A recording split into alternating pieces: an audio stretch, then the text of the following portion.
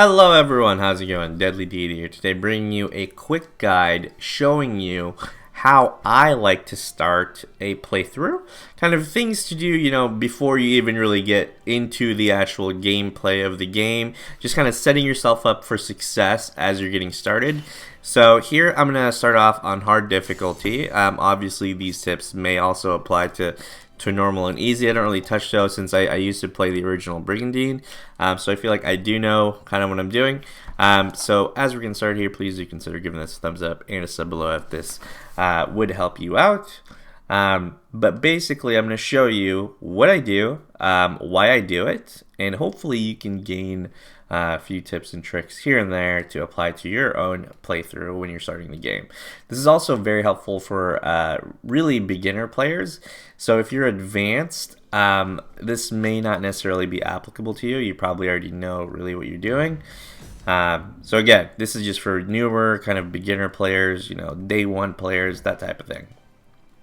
So the number one thing I do in kind of all my playthroughs is I just look at the map and I assess kind of all my borders. So in this case, when I say borders, by the way, if you go out here, you can see kind of your castles that can be attacked. I think it's probably easier to look at it from this way. So for example, Drowarn here can be attacked by Mana Silesia and the United Islands of Morelva. So that's one castle I know I'm going to have to defend. The other castle is Angela. This can be attacked by Mana Silesia. And finally, we have Cornwall. This can be attacked by the Shinobi tribe in the Norzaleo Kingdom. Okay, so what did we just learn there? So we just learned that we have 3 castles we need to defend, right? And if you know that for each battle you can deploy up to a maximum of 3 rune knights, so that means 3 castles times 3 rune knights each means we're gonna need 9 fully stacked rune knights and kind of troops. All right, units with rune knights. So at a bare minimum, that's what I need to maintain my territory, right? Okay, so I think if you press Y, you can count how many knights you have. 1, 2, 3, 4, 5, 6, 7, 8, 9, 10, 11, 12. So we have 12. So that's really good for us because we now know that we have 3 knights to spare. And obviously some of these knights, if we sort by level, obviously not everything is dictated by level, but we clearly have some quite weak knights here. We have a level 9, a level 7, and a level 1. I'm probably going to want to train those. And probably those won't be part of our core kind of battling rune knights.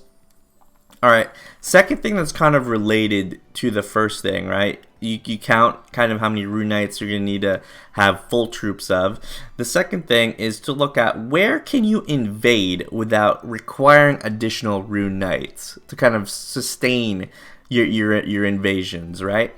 So maybe a good example here is that, let's say I attack from Cornwall to Harmonia, right? So if I do that, I know I'm going to defend Harmonia again.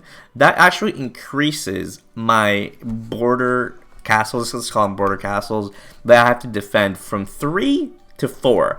Because not only do I have to still defend Cornwall from the Shinobi tribe, but I'm also going to have to start defending Harmonia from the Norzaleo Kingdom.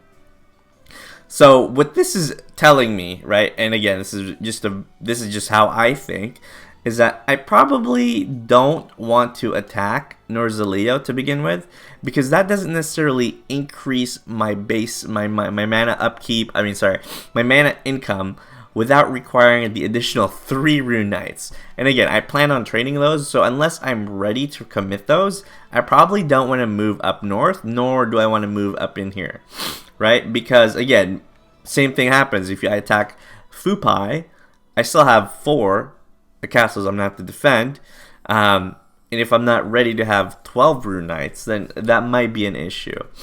Okay, so I'll probably look at attacking Alternia. Why? Because if I attack Alternia from Angela, the amount of castles that we still have to defend would still only stay at 3, right? Because no one else can attack Angela. We can simply just move these troops to here, assuming we have successful invasion, and then we'll go from there. So that's kind of the way of how I try to plan out my invasions, especially at the very beginning when you may have limited rune knights. Okay? So the second thing I like to do, and I'm not going to do this for every single one, but I go ahead and look at my troops, and I look at the classes, and at the very bottom there, you see proficiency number. It's right next to the CP. I look at the ones that have CP, proficiency 5. So I like to swap these ones out. So this guy right now, Darian is a knight with 5 mastery points. If I swap him out to a barbarian type, so obviously I don't have the barbarian proficiency 5, so I'm not gonna kind of go at the same tier, right? If this is a knight and this is kind of the barbarian type, I kind of go a little lower, right? So I'm switching from a knight to a barbarian type. I understand it's a downgrade in the short term, because if you look at it, look at our stats. For the most part, they go down, right? From 687 health to 607, our MP goes down, our defense goes down. I totally get it, guys. But here, look at this. We actually keep the healing ability from our knight, and I think that's just super helpful. And in the long run, right, you can probably, I think what the boards are saying, and kind of, I've personally experienced this, but in theory, you could actually master 2 classes very optimally. So what that means is that you could literally go up to Viking, and you could have the knight skills with you. So this kind of cross-class training is really important, I think, in the long game. So that's kind of what I'm planning for. If you don't want to do it, totally understand. But I think if you want to make your characters as strong as they'll ever be, is that you actually probably want to start messing with these class changes. So here, I change him back to barbarian. It doesn't matter that he's... I don't like lose a proficiency type, if that's what you're worried about. Because when I go back to knight, he just goes back to 5 proficiency again, right?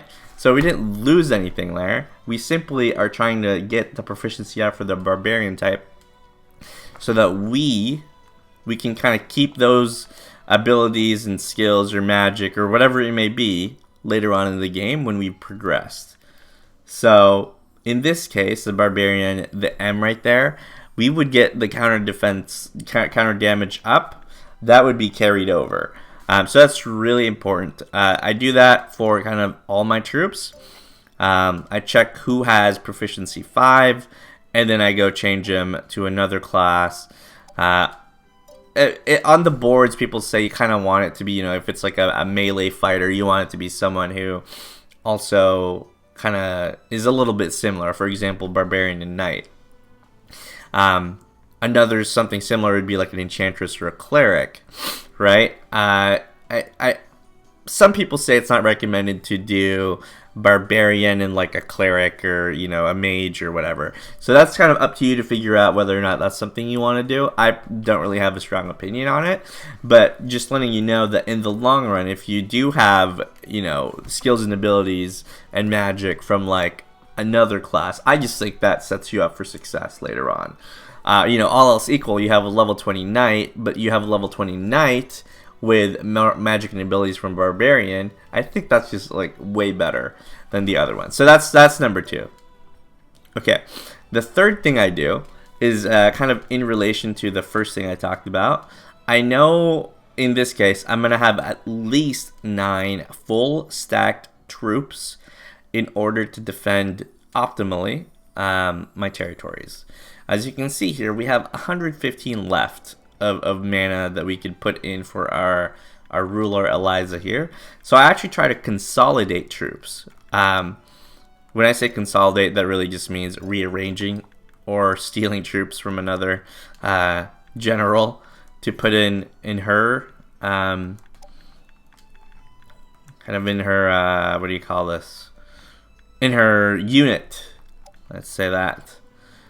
So 10 left. I'm not gonna like super optimize this. I'm just gonna show you the very basics of what I mean. Let's see, 30, and obviously you're gonna have to be doing some math here. Let's see here, 55, 45. Alright, so I try to do the left number as minimal as possible. I don't want to leave any holes in there, meaning I want to make sure that my Rune Knight has as many and as strong of units as possible. So right here. Okay, let's go back there. I should rearrange. Okay, so we have 10 left on Eliza, 2 left on Mua, and then 2 left on Kane. In my opinion, I would consider these 3 units fully optimal, ready for battle. They're ready to either defend or attack, right? So my very first turn, I know I'm going to move these 3 wherever they need to go, okay? So if I already have 2 here, I might move 1 there, might move 1 here, and I might move 1 here, right? Alternatively, if you kind of just want to have a super squad that's like really strong, you could move all 3 here in Angela, since we already decided that we're probably going to attack Alternia later on, right? We can move all 3 here and then kind of move the other 2 elsewhere and kind of just start rearranging those. So what I've found, and this is going to get onto my next point, is that in hard mode, at least, the first 2 turns, no one attacks you, alright? You don't really have to have a fully stacked armies right there. They're not going to attack you. It's going to be fine. Even if you leave 0 knights next to a border castle with 0 knights, you're going to be fine. They're not going to attack you. That's what I found in my testing, so make sure you confirm that. But let's just, for the sake of simplicity, I'm going to move Eliza here to Karnworn. I'm going to move, let's see, Mua to Drowarn. I'm going to move Kane, who's the next one, with units to Angela.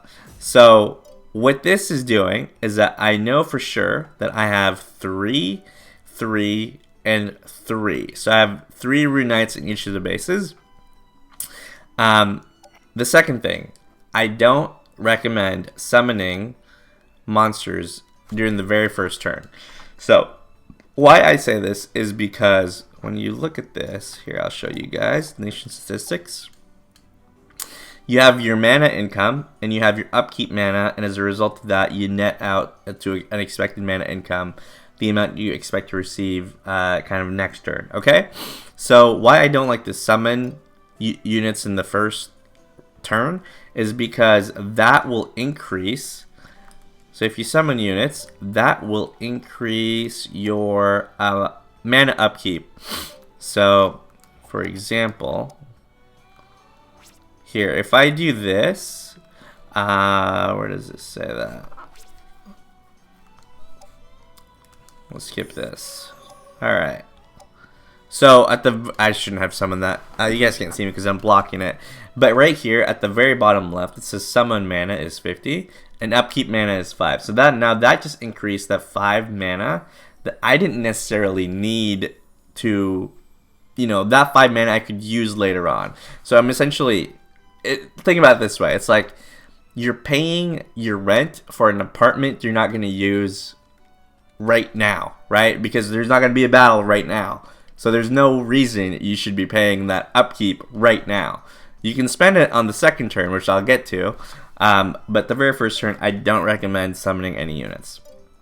So I think we've covered that. The next thing is that, I kind of touched on this a little bit already, but send your units to quests, okay? The first 2 turns, again, if you're not moving fully stacked units to, start rearranging your troops or kind of your squads, then your knights shouldn't just sit there idle, okay? They should actually go questing. And there's a little nuance here.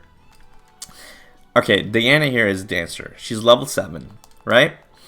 I know for a fact I'm not going to send her into an exploration quest where she can get items or anything like that, alright? I'm going to send her onto a training ground quest.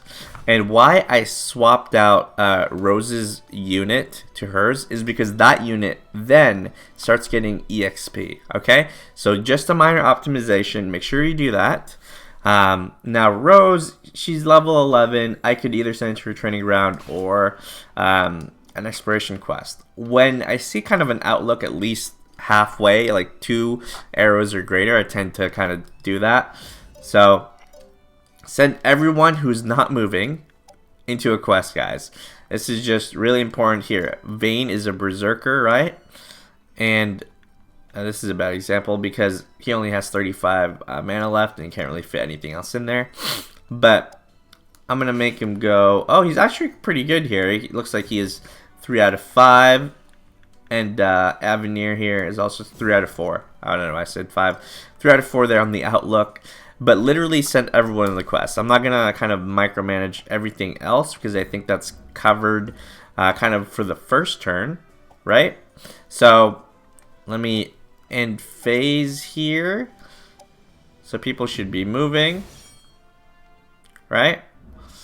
And let's just end phase. We don't really need to do anything else there. Here's going to be like a cutscene or something. We're going to skip that. But let's skip. Okay. So we got, you know, sometimes you get more rune knights as well, which is also very helpful. So why you send people in quests? Because they can get you items. They get you equipment. More equipment. And not only that, you can actually level them up. Look at this. It's crazy. Look at this. It's literally just free EXP, guys. I mean, it's super important to at the very start of the game when everyone's not really doing anything to take advantage of this. So I believe, here, before we actually wrap this up, here's what I'm talking about. Now, I know that I'm going to have to send these 2 units, these 2 rune knights out because I know they're really strong. 264 remaining, 236 remaining. This is a time when I start summoning stuff, right? Now I can go summon stuff, put it in there, get a dragon, you know, whatever else you want for your troops.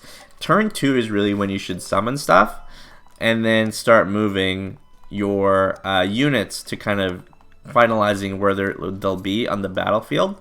You don't want to waste these 2 turns because these are actually quite important. So here, this is what I consider a fully stacked a troop army, and I would move her to wherever else I feel like she needed to go. So buy your stuff in turn 2. Don't summon anything in turn 1. Just consolidate units in turn 1. And then you can still start questing people. So I can start questing this. We could do the same quest that we did. Kane, you know, do that. But basically, I think that covers everything that I do when I start a playthrough. Literally, kind of check your borders, count how many rune knights you're going to need in terms of full armies, kind of plan out your first plan of invasion, all that stuff, and then start consolidating troops, moving troops, and then questing. I mean, oh, I missed that one part, is checking for the class change opportunities. Make sure you do that if you want to. I think it's really important.